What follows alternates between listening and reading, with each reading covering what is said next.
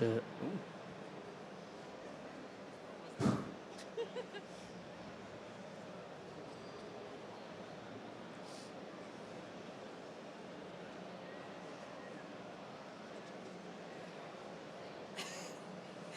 live! Don't look so confused, Matthew. Why are you... Sorry. Hello and welcome to this Rezzed session of the RPS Podcast, Rock, Paper, Shotgun's video game podcast, and the only gaming podcast you need, in my opinion, and that opinion is of me, Alice Bell, the deputy editor, and I'm joined today by Castle's both Catherine and Matthew. Yes. Hello. Hi. Matthew's very intent on his phone. Well, I'm just trying to remember what we're going to... Yeah, all right. Fine. We haven't got the theme music this week, and do you want to do the theme music? Oh. Matthew, do it. I can't remember. It goes... do do do do do do do do do do do. Doesn't it? Yeah, it's pretty good. it. There you go. Especially that. This is, we are live on stage from EGX in London, XL. 2019. Way. Hooray. Last time there was a live audience at EGX was when it was in Birmingham. Yep. And we had peripherals to give away for everyone who came, and I'm very pleased to say that we don't this time. So, Which is good. Also, one person turned up last time. We have a much bigger audience. No, it was the first time we did it. It was like, I think 6 people. So then we rescheduled it and said, we'll do it on the Saturday. More people will come. And then 4 people came. Yeah, we actively lost people. We lost people. Yeah. But you know, they all got a free keyboard. But yes, that was the bonus. But we don't have free keyboards today. What we have alas. is hot chat. Hot chat about video games. Fresh bants. Fresh bants. Yeah. So we are here on the show floor of EGX, where there are video games. Yes. Several, at least 2. And we've been playing those video games. Yes. So I can see by Matthew's look of panic that it's fine. I should ask Catherine what she's been playing first. Okay. Well, I've sort of been playing a selection of things, mostly games within the Rezzed zone, which is kind of immediately around us. Probably one of my favorites that I've played is a game called Roki, or Rocky, spelled R-O-K-I, but it has a weird little accent on the O, so I don't actually know how you pronounce it. But it's a Scandinavian sort of set adventure game. Looks very cozy and kind of, it's got kind of quite a cartoonish, lots of bright colours, cell-shaded art style. Really lovely little game. It's sort of set, as I say, sort of in a sort of Scandinavian wilderness, kind of wintry mountains, but there are lots of monsters, and you meet a troll at one point. There are lots of other kind of mythological creatures which you encounter, but instead of kind of hacking them to pieces as you might do in other games, you're kind of helping them out. Like there's a troll that's got a sword stuck in his shoulder, and so you've got to create. You've got to go and gather some items and create a contraption to hoist the sword out of his shoulder, the poor guy. You don't then use the sword. It's sort of just buried in your inventory. But it's a really lovely little game. Lots of really lovely music and very nice writing. And looking forward to that. That's coming out. I think the developer said about 3 to 4 months away from release. So that's coming soon. So that's definitely high on my list of recommendations from EGX. Very good. That's just behind us in the corner. It is just behind us so in the corner, yes. Play that after the podcast. On the back wall. Rather than during the podcast. Yes, please don't leave just yet. That'd be a burn. Matthew. I haven't played a huge number of things, so I've been a bit busy with stuff. But I've played Unto the End, which I really liked, which is just beyond left field collection. It's a sort of 2D action-adventure game, almost like a sort of God of War meets Limbo, in that, the 2D kind of perspective, a lot of you can instantly die and then you spawn quite close to where you died. Made by this husband and wife team. It's got really, really nice sort of animation. They're almost like papercraft figures. Not massively detailed, but very atmospheric. But what I really like about it is it's got this surprisingly like full-on combat system with sort of various directional blocks. You can do feints, evasive dodges, you can counter, you can wear people down, and it's surprisingly deep for something that looks quite simple. And I saw it a year or so ago at Gamescom, and the chap Stephen who's working on it cites weirdly Punch-Out on the NES as one of his inspirations, in that there's a lot of like enemies with like little tails, and you have to try and crack their tails, and if you can sort of work out a quick way to take them down. It's also really violent, but in this quite cartoony, fun way. Like the more you get hit, your beard gets bloodier, which is like your health indicator, and you begin to like hear the guy wheezing. And there's a bit where an enemy throws a spear, and you can duck, and it goes into his mate, which is great. Like all games should have that, I think. Yeah, really solid, meaty, atmospheric. Looks really simple, but I think there's a lot there. I'm really interested to see more of it. I think it's going to be a Xbox Game Pass game. Yep. Whether or not that's on PC or just Xbox, I don't know. Not but sure. Do check it out. It's really, really It is good. coming to PC, though. Oh, it is coming to Yeah. PC, yeah, but I don't know if it's going to be... Yes, Yeah. Matthew, because as you know, Catherine did a very excellent Q&A panel. I did. About subscription services and Yes, And it was interesting. one of the members of that panel was The developer was of developer of Banter. Banter, Yes, yeah. it was, yeah. Yeah, it's very, very, very solid. I think one of my favourite things about EGX, Rezzed, the lot of them, is the seeing games come back. Seeing them 6 months on or a year on if they're at EGX last year, seeing kind of how they've developed or polished up or kind of realised what they set out to do, or like basically gone, fuck it, and become a skateboarding game instead. So, they just didn't want to do that, which has happened.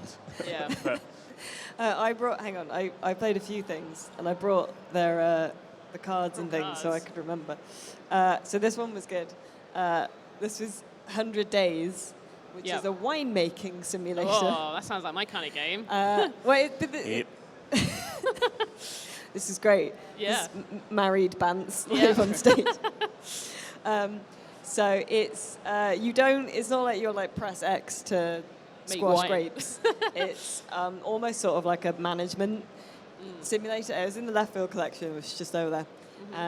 And you have your vineyard, and you have your varietals of grape around a sort of, I guess, a game board, but like a sort of like 6x6 square, and any actions you want to take, be that like, pesticide spraying or whatever, or like, well, not pesticide spraying, but, like treatment, and then you can choose what kind of treatment you want to do, or harvesting the grapes, pressing the grapes, bottling them, selling it. They all have a sort of Tetris-y shape, and you can only do as many as you can fit onto the board. It's like Resident Evil inventory management, Yes. but for wine. But for wine. For wine. Yeah. And then you do all that, and you have to go through all the stages, and it's very like detailed. You don't need to know about how to make wine. Yeah. But I think if you do, it's more impressive. Right. Because there's all this stuff I didn't understand. It's like levels of acidity and tannin and sweetness, and then how many times do you want to suck the tannin out during Right. the technical term during the fermentation, and then you choose like what shape of bottle you want, and then whether you want it to be dark glass or not. Right, you or name the dark or wines. green. You can name your wine. Oh, nice. He's interested now. Well, And then- exotic wine names. Yeah, and then you sell it, and then you'll get reviews back, and they'll go, "This wine was too sweet," and then you go, "Right, okay, next time, Less sweet. less sweet." Yeah. Yeah. And then you go, and it's sort of turn-based, but not really. As in, like, actions won't happen until you press next day. Right. So you have a while to like put everything on the board and figure Can it you out. drink your own wine that you make? No, it won't cause wine to dribble out of the. No, not USB. literally. I know how games work. Like, you can't Well, that's stupid. But no, I mean, like in game, can you like?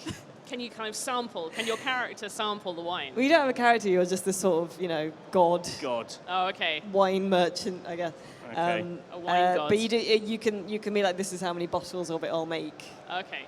And then you try and sell it to like retailers. I tried to sell it to a supermarket, and it was like, you're not famous enough as a wine grower to sell it to a supermarket. Yeah. Supermarkets should just take anything, surely. It's like The Apprentice, you know, where they go around and they go to like a luxury retailer, and it's like, we've got this lovely wine, and then no one will, but the retailer won't buy it, so they have to run around like off licenses around Oxford Circus. What's the kind of the entry level thing that you can sell your wine to? Like who will take anything? Restaurants. Restaurants. Right. Oh, I see. If I recall correctly, yeah. The man under the bridge. Yeah. The sad man. Yeah. Anything else that Matthew? You've got a list there, I can see. Yeah, I played a thing called Unsold, which when you think, oh, it's going to be one of those Dark Souls things. Yeah. It's not. It's sort of hack and slash, but with like set levels. A one-man team, a Korean guy making it. What I quite like about it, it's got this incredibly overpowered counter-attack, where if you land basically a single counter, you can just keep mashing it, and then you kill everyone on the screen every single time. Very nice. So, like, the timing's reasonably hard, but if you get it, it's like this brilliant payoff, because you can just fly around, and there was a level in the demo set in like a big field of corn or something, and you're like slashing all the corn up as you do it. Giving it the old Theresa May. Yeah, exactly. If you like smash. Timely political humour. Yeah. Yeah, that's it. Know your audience. So if you like chopping up corn and counter, a good counter system, that's quite good. Which is that's quite a niche set of overlapping interests. Or either one of those things. More the counter system. The corn's only. I'm probably over-emphasising the corn in this demo. It's a tiny bit. I don't know. Fans of Farming Simulator. Yeah. Yes, it's true. Yeah. But that's quite good. That's just over there, literally just out of my sightline, but on the P-Cube stand. That's quite good. P-Cube. The cube. Very good. Yep. Catherine, have you got I've also played more games for the game Altar? Yep, exactly. This time I'm offering Yes, Your Grace, which is a new game from No More Robots, or publishing. They're publishing the game. So this is a kind of almost a bit like a kind of Game of Thrones simulator, in that you are the king of a probably quite your kingdom's not massively. Well off. You've got this family to look after. You've got kind of 3 young daughters. So you kind of even just within the course of the demo, which is maybe about 20 minutes, I sort of had almost married off both of them. Good work. Already. To kind of try and form alliances with other kingdoms, so to prevent another kind of force that was kind of looking to invade or pillaging my villages around. It takes place that it's sort of you sit on a throne, and then people will come and sort of like make requests of you, and so you've got to manage. There are decisions to make about whether you help people with gold or supplies, or you send one of your other people to kind of help. Okay. Help these peasants in these outer villages. But then once you've seen everyone, you can then go around your castle and speak to your family and make decisions and try and kind of, it's a sort of castle-ish type management. Or you're managing the kind of the kind of various politics that are going on within that castle. So is it isometric, or do you walk around? No, it's a 2D pixel art sort of thing. Is it much like Reigns? A little bit, but with no cards. Right. But a very similar thing in that, you are a king, and sort of deciding when to kind of. Can you execute people from your throne? I don't know whether you can from your throne. I did execute someone within the first 10 seconds of the game. Assert dominance. So yeah. it's a strong king move. He was a deserter. It's like, I didn't mean to kill him, but then I accidentally pressed the wrong option. So it's like, king. oh no. I pressed the wrong button. That's not going to play well with the peasants. No. But yeah, in the end, it didn't really matter. But yeah, so that was quite good. Yeah. I quite enjoyed, and it sort of takes place over the course of a week. So you kind of each scenario is like, and now it's now it's the next week, and you go through time and things develop. And all that sort of Your stuff. spinster daughter is still unwed, my Yeah. king. Yeah, pretty much. Yeah, there was all that sort of stuff. At one point, one of my daughters hid some feces under her other sister's pillow. So that was fun. Yeah, classic prank. Classic royal family pranks. Yep. Did you execute? No, I didn't. No, No. I just married her off to a horrible prince instead. That's pretty severe for a practical joke. Yeah, I know. But it was, it was an option. Matthew's it was an option to do with him. Matthew's just got to drive back to Bath quickly. Yeah. Quick. So nothing, nothing Yeah, going. That's fine. bad parenting skills there probably, but yeah. That sounds good. Sounds a Yeah. lot better than season 8 of Game of Thrones. Am I right? Yeah, I don't watch Game of Thrones. Won an Emmy, didn't it? I don't know. Probably. So this is one of the other Won ones I many played that I want to mention. That you can't really see. But it's called Eloquence, which is another game in the Left Field collection that they're probably really knocked that Heaven's Vault came out. Oh no. Because it's a language game where you have to figure out what all the NPCs are saying. Right. Because you don't speak the language, and they just speak in sort of pictograms and shapes. But they're speaking in apples though, from the looks of that. And yeah, hearts. apple does mean apple. Oh, okay, right. Right. So that's Doesn't kind of mean like fountain of youth no in alien language. So but the game basically you have to figure out how to move on to the next sort of area, and there'll Right. be someone who'll say like a string of shapes, and Yeah. basically it'll be I won't let you through until this, or I need a bridge, Until you give me an apple. that is literally. What I'd like in that game is if after you've done a section, it then plays it back completely translated, and you see yourself just being absolutely bizarre, and people being like, "What's this guy's problem?" So it is, I think, quite good in that, like, because you don't in Heaven's Vault. She, the character, it's translating in an alien language, and the character is an archaeologist who already knows some of the words. And in this, you don't know anything. Right. So all you can do is sort of repeat things back to people and see if Okay. they say something new. Right. And you can sort of collect phrases. And sometimes if you say something to someone that is context doesn't mean anything, they will just go, I don't understand what you're saying, but in their language, which I think is quite good. And then in later levels, it's still quite early, and they're still like, they want to add a lot of features and stuff. But you can cut up phrases and then stick them to other bits to try and create your own sort of compound sentences and stuff.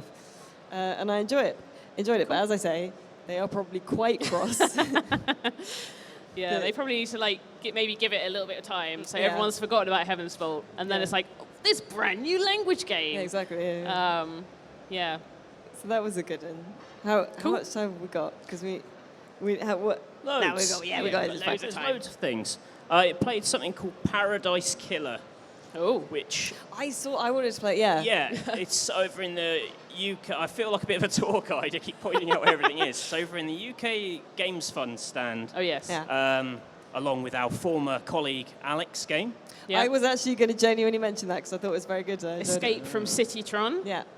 which is a We'll do that in a minute. yeah. We'll do that in a minute. Yeah. But Paradise Killer is a crime mystery solving game. You're in this big city. Loads of people have been like the council, I think it is, has been murdered. And you're kind of free to roam around it and collect clues. And when you've amassed enough clues, you take them to this judge, which then triggers a, sort of trial, not a trial session as such, but decides whether you've got enough stuff to go in to take the investigation further. So it's trying to get away from the very linear kind of Ace Attorney style and give you kind of freedom to find stuff. And, it's the kind of dream of detective games, I guess, is to kind of give you the total freedom of a detective, but also be something which is playable, which is quite a hard balance. Yeah. Yeah. I didn't actually get that far in the demo because I had to come and do this podcast. But I played enough of it to get. It's got an amazing sense of style. Like it's very. It's almost like sort of like a Suda 51 game. In that everything's quite sort of zany and got weird names that feel like they sound kind of cool, but you wonder if they're sort of meaningless. Like there's a person who's got a car and their car is called like Destroy Parliament, and you're like, sure, and like I think the main character's called Lady Love Dies, and I know it's sad, but it's quite like.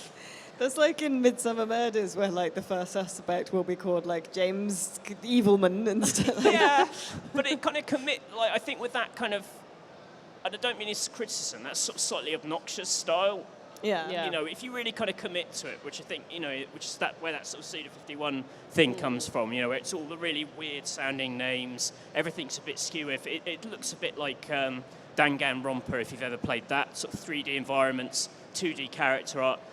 It just, I don't know, it feels like it really knows itself, feels really confident. I like mystery, anything mystery, I'll instantly gravitate. I basically go around here trying to find all the detective games, like a detective.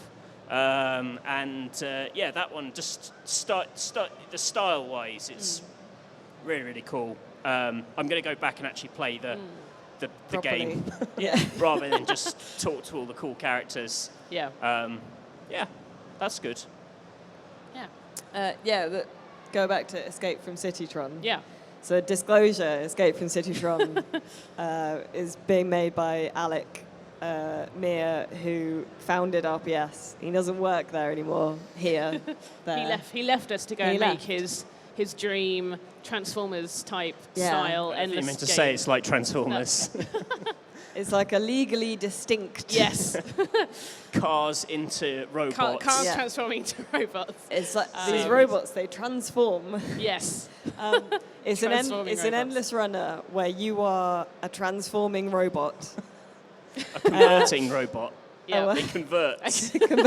A converter. Yeah. And you're escaping from a much bigger converter robot, which is called City Tron. Called City Tron, and so it's a city that is now gradually converting into a robot. And so you're endlessly running, fleeing through the kind of insides of City Tron, and you have to keep away from the wall of metal that's crunching behind you. Yeah. I think it's very good. I genuinely enjoyed it. You start off and you've got low health, so you have to collect more bits and sort of get your health back up to where you can transform into a bike, and then you can transform into a jet. Yes, and then you can escape from City Tron, isn't it? Yeah. But I was talking to Alec, and he said this is only obviously an early prototype, but we're going to have a map where you start off in his shin and then you go up higher and you escape out his face, or different levels to ascend to, isn't there? And it's not a Transformers game. No. But it's got art by an artist who coincidentally does Transformers comics. Yes. I believe.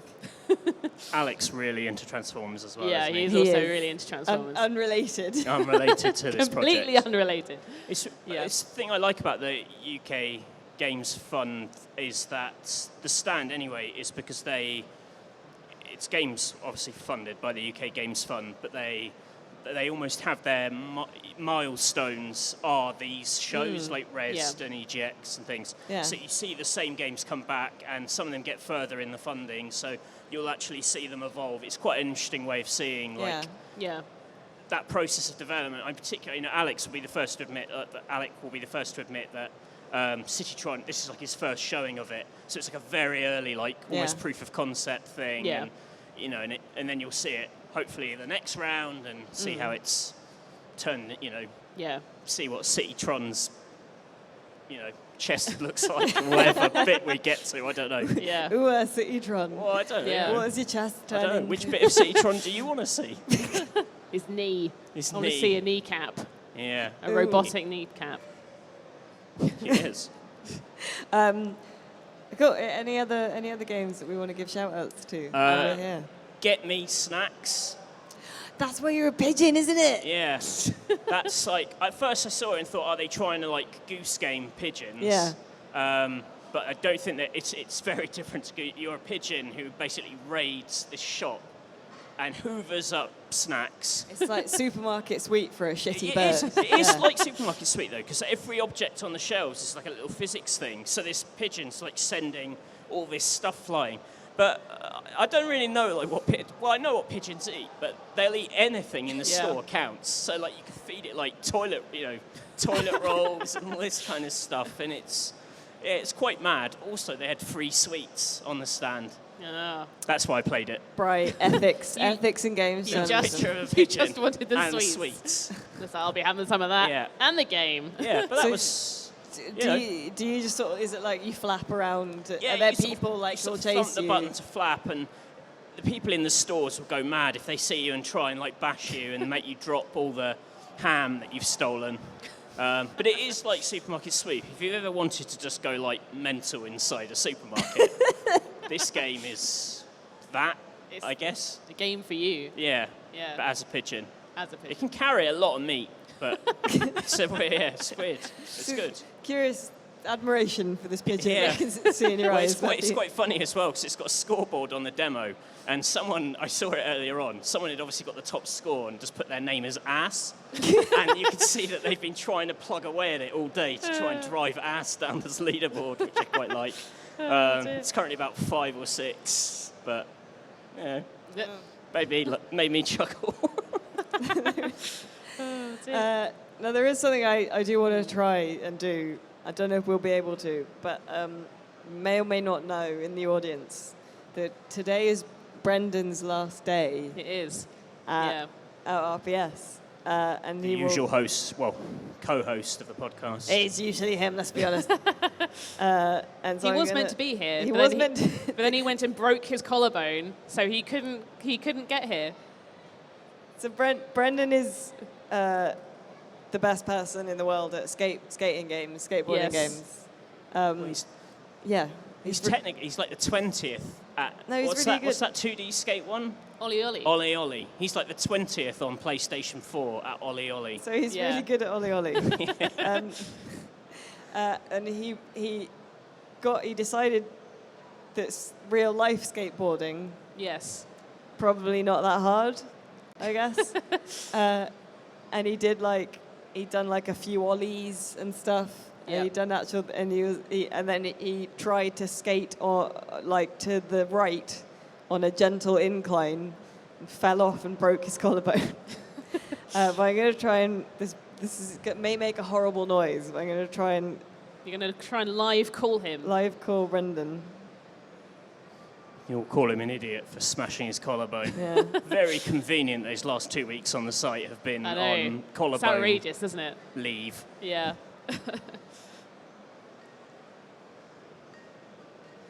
Does that work? Where does it come out? I don't know. Do you have to put it on loudspeaker? I have. Oh, right. Is he not picking up? It's not picking up. Oh, Brendy. This whole concept segment is a disaster. Well, I was going to get us to say nice things about Brendan to Brendan's Oh. face. Oh. You can leave it going, and we'll chat some more games if you want to pester him Have you with a really long Skype have call. you ventured into the the big publisher zone? The big publisher zone, a little bit. I've played. I managed to brave the queues for Final Fantasy VII remake, which isn't actually. It's not confirmed coming to PC. I thought it Yeah, was. we're not allowed to talk about that, are we? No, exactly. But it is very good. It will. I'm sure it will. It's inevitable I'm that it will announcing come here to that it You're will. announcing it.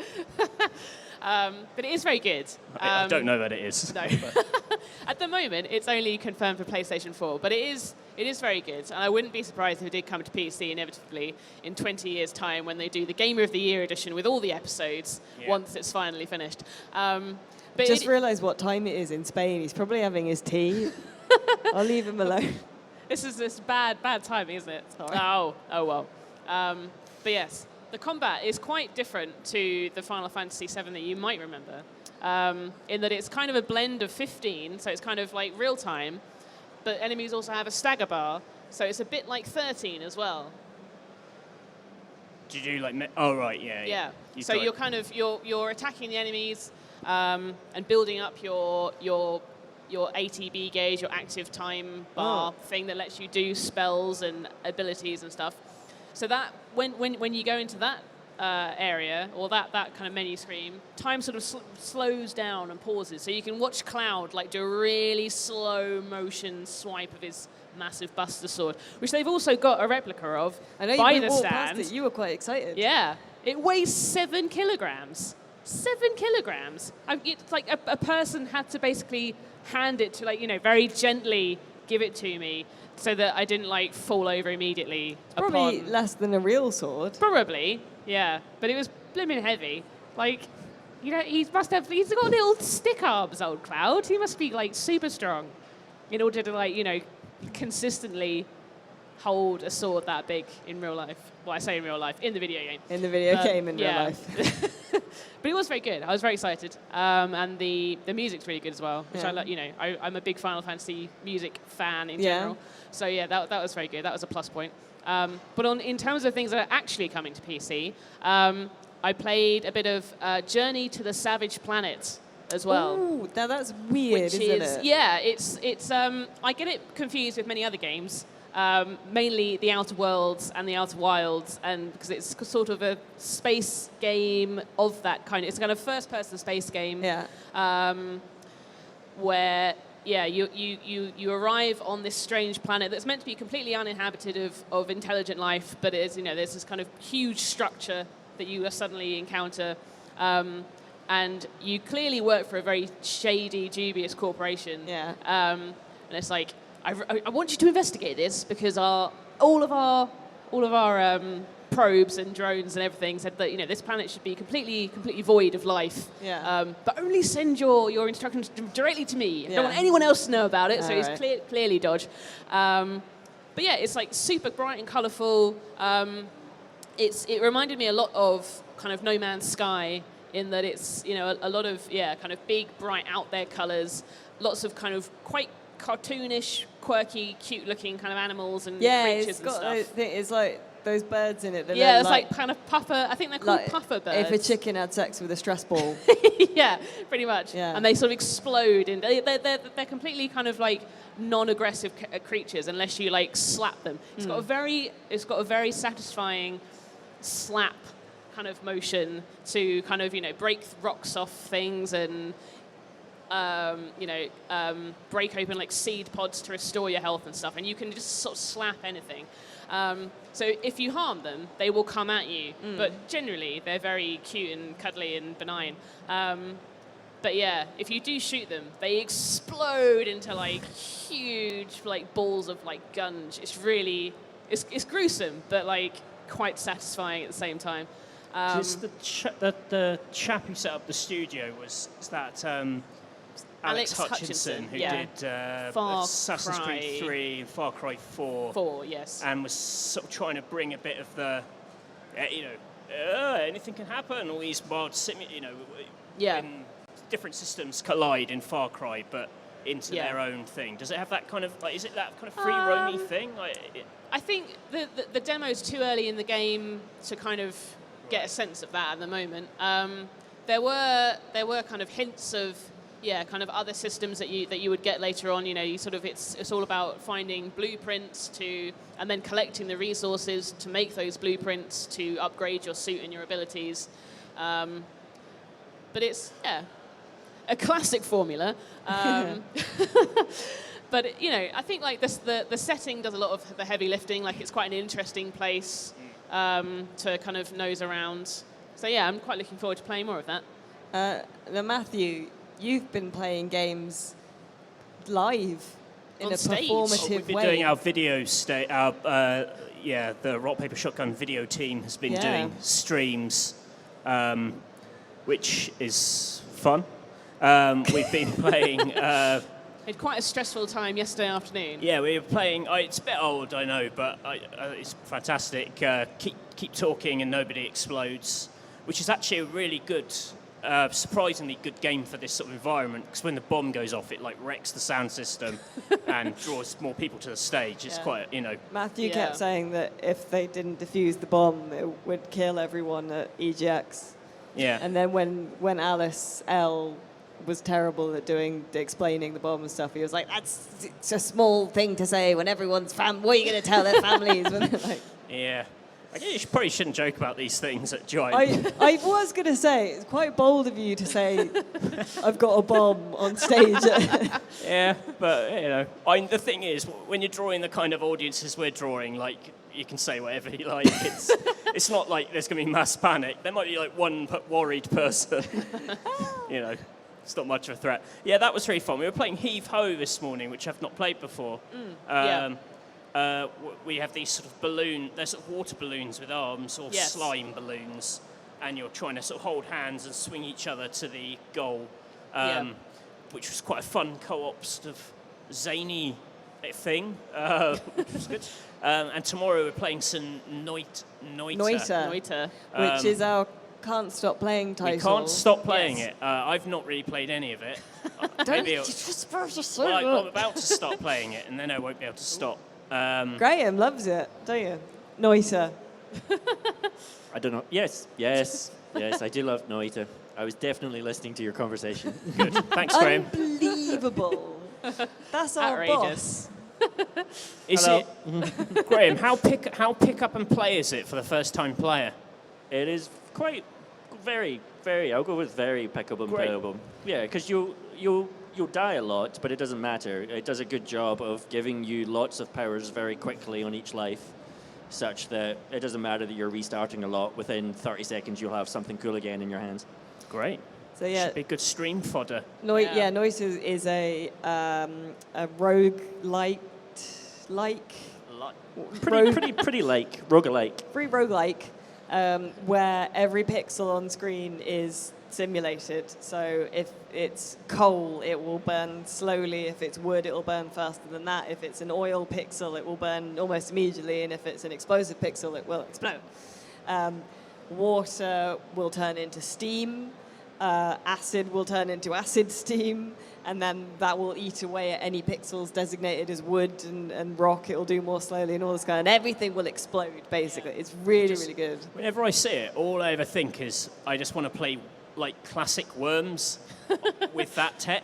Yeah. The sort of dark side tactics, blowing stuff up with all the TNT. So you play this little robed, Noita means witch. You're not a worm in it. You play, you're not a worm. You play a little robed, witchy wizard, some sort of magic person. You have wands that you pick up that do mad things that like explode or set stuff on fire. It's very, very good. So we're playing that tomorrow on the live stage.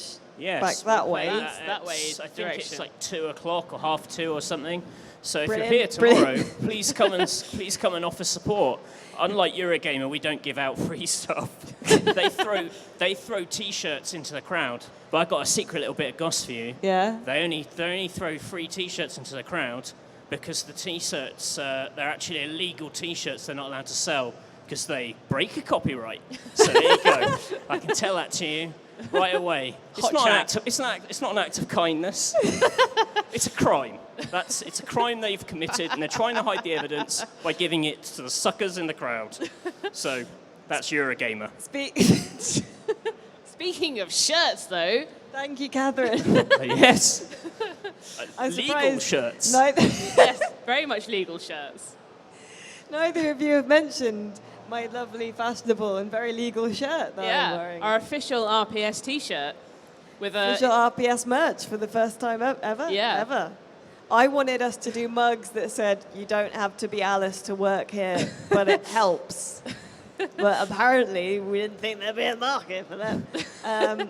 But this is a lovely T-shirt, which is available from the merch stand. It was dreamed up by our reviews editor Nate, yes. wasn't it? He sort of thought it would be a great idea if to encapsulate PC gaming, that we'd have it'd be facing off against a gladiator with a giant CRT monitor for a head. Gladiator with a giant CRT monitor, and he's got like a cat of nine tails whip. With mice. With mice on the end. And then he's being attacked by 3 smaller gladiators who were attacking him. With one's got a sling with some With a rock. rocks. One's got paper aeroplanes, and one's got a shotgun. Yes. I always find the best merchandise needs a really long, complicated explanation of why Yeah. it's rock, paper, Genuinely, shotgun. Graham Yeah. was like, I want a T-shirt that you can't really tell it's a rock, paper, shotgun T-shirt if you buy one. He was like, I want a T-shirt that people might wear even if they don't like rock, paper, shotgun. Yeah. Then at the other end of the scale, you've got a big old fist with VG 24/7. Yeah, Yeah. Their brand awareness is maybe better than ours, but we're like the cool zine kids. Yeah. The really obscure T-shirt that needs you need special inside knowledge to understand. Yeah, exactly. There you go. So if you Yeah. fancy it, you head over to the merch stand, have a look. And if you don't end up buying one, please move the rock, paper, shotgun ones to the front of Yes. the carousel. That would be really helpful. Put them over the VG 24/7 ones. What's your beef with me? Just, I don't know. get all the other ones Get and them at throw the them in a front so bin. people buy them. I think we've got time for some questions now. So, great. There Yeah. are any Oh, questions. there There's are one there. question. Oh my God, there's There we a go. question. What? Hello. Hello. Thanks so much for doing the podcast. It's always really nice to listen to. And for the question, so I'm a researcher in machine learning, and I was wondering if there are some. Oh, sorry. I'm interested if there are some. All right. All right. Hello. Hi. I'm interested if there are some experimental indie games which would work with generative models in machine learning, because it's something that kind of maybe is used in art or is used as a scarecrow in media sometimes. So if there are some approaches from game industry that would play with it. There's one here that sort of, I'm pretty sure it's here, that might fit the bill, called Autonauts, which is, it's It's kind of like a colony game Yeah. that involves coding robots so to automate your kind of farm, I think. So with it's not, you don't tell the colonists what to do, you teach the robots how to chop wood, and then that Yeah. robot will know how to chop wood for the whole rest of the game, and then it Yeah. will do that sort of thing. So Yeah. you have to teach your little robots these processes, and then it will loop through them and then keep. So I think Yeah. that maybe might be good, but I can't think of anything. But that's here now that you It can play. is. Yes. There. It is over that direction on the other Just side. beyond the left field Yeah, collection. beyond the left field collection. There's a big Autonauts sign. Yeah. Yeah. Cool. Any other questions? Come on, just make one up off the top of your head. Don't- Ask us anything. Don't sound desperate. Something, anything.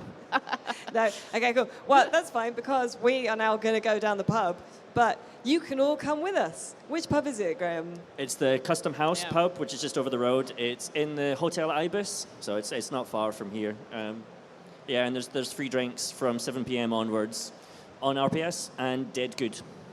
There you go. Thank So you. come to the pub with us. There Yeah. you go. Thank you very much Thanks. Thank you. for Thank joining you. us today for the Rock Paper Shotgun podcast. Yep. The final one that Brendy is not on. Yes. And have a lovely EGX. Yes. Bye. Bye.